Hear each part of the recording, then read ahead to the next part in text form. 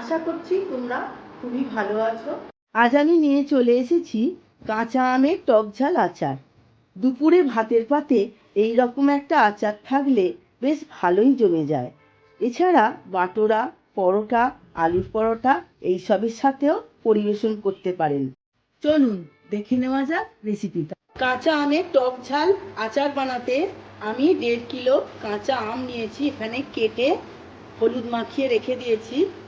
রসুন নিয়েছি 50 গ্রাম, পাকা লঙ্কা নিয়েছি 50 গ্রাম, সর্ষে নিয়েছি 100 গ্রাম, 2 চা চামচ মেথি নিয়েছি, 1 চা চামচ লাল লঙ্কার গুঁড়ো নিয়েছি, এখানে 2 চা চামচ হলুদ গুঁড়ো নিয়েছি, তেল নিয়েছি 100 গ্রাম, লবণ, 2 পিঞ্চ হিং নিয়েছি, ধনে নিয়েছি এখানে 2 টেবিল চামচ, জোয়ান নিয়েছি 2 চা চামচ, আর অল্প চিনি আর কিছু শুকনো লঙ্কা।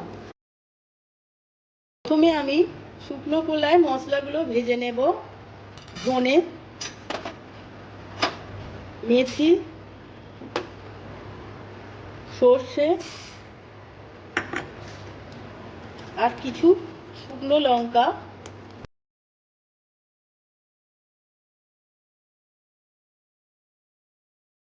জোয়ান।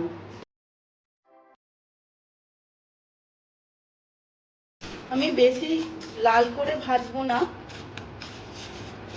হালকা ভাজবো।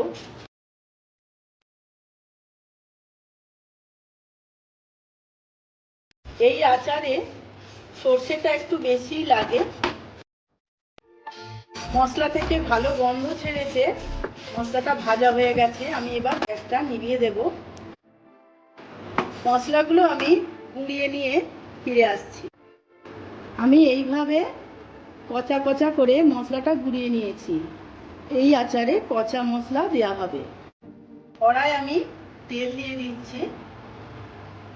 তেলটা আমি ভালো করে গরম করে নেব। তেলটা গরম হয়ে গেছে, আমি হিংটা দিয়ে দেব।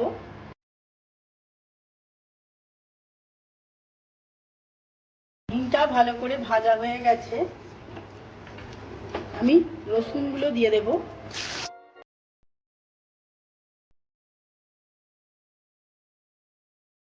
রসুনগুলো আমি ভালো করে ভেজে নেব।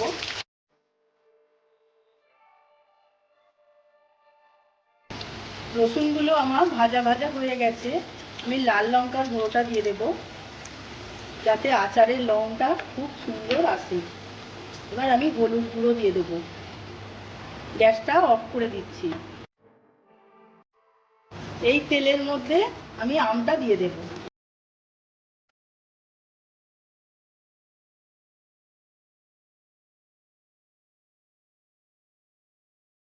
ভালো করে মিশিয়ে নেব তেলটা।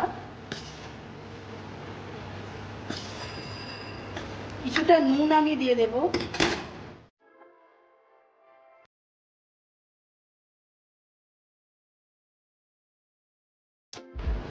আচারে একটু নুন লাগে, টক আচারে। অল্প আমি চিনি দিয়ে দেব, বেশি দেব না, যাতে টেস্টের ব্যালেন্সটা আসে।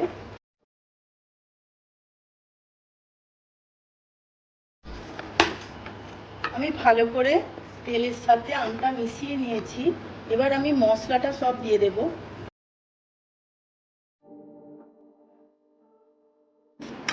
আর পাকা লঙ্কাগুলো দিয়ে দেব।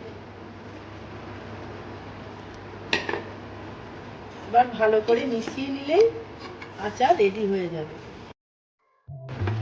আমি এইভাবে পুরো আমটা মশলার সাথে মেখে নেব।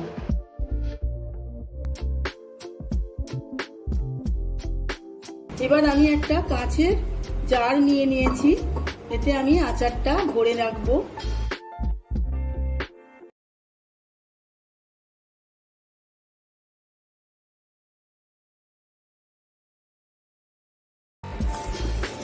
এইভাবে আমি পুরো আচারটা বয়ামের মধ্যে পুরে দিলাম।